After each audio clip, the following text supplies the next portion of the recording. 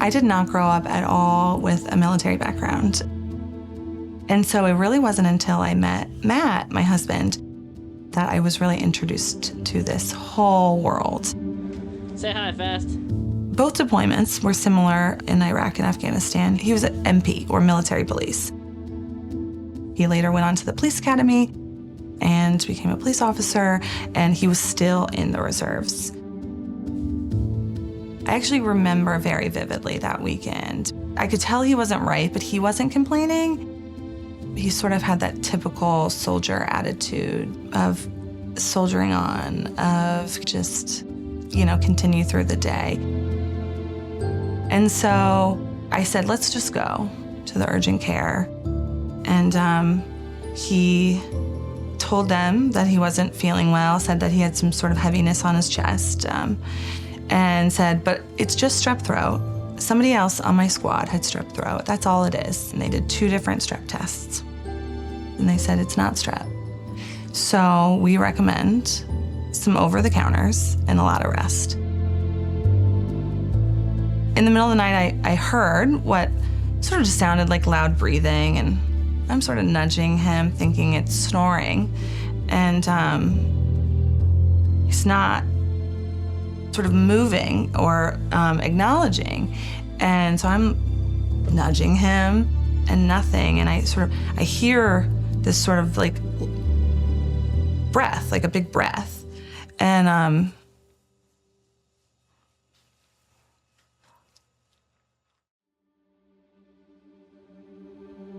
then we buried him the following Monday. It wasn't possible. I know everybody says there's no way that could happen. He's healthy, all these things, or he's young, he's invincible. The story didn't play out that way. That wasn't how the story was gonna go.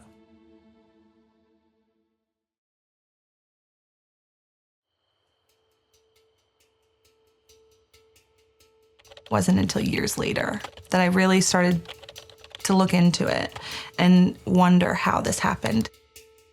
I'm looking at everything. I am 2 in the morning researching anything I can find. And so it really was trying to piece together a massive puzzle.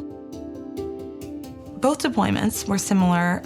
There were high levels of toxins. That was not something that would be allowed here in the States. So he was breathing that in, and he was right there. He ultimately passed away from myocarditis, which is a scarring of the heart and the lung tissue. I think we know more and more that it's causing issues that might not be impacting people today, but if you think about myocarditis, that alone is something that people can have quietly. And what happened was he just got a viral infection, and his body was not able to handle that. He literally was at work the day that he came home and never woke up. I think my husband's reluctance to talk about it is probably a shared experience with a lot of veterans. You're sort of taught to keep going. Had they asked the question, had somebody made a connection of, this person's sick, they're complaining about their chest, and they were also deployed in a combat zone, we might want to do additional testing.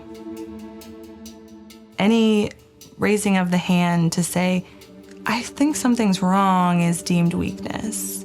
And I think that's what I would change, is to remove the stigma of weakness around saying I'm not well.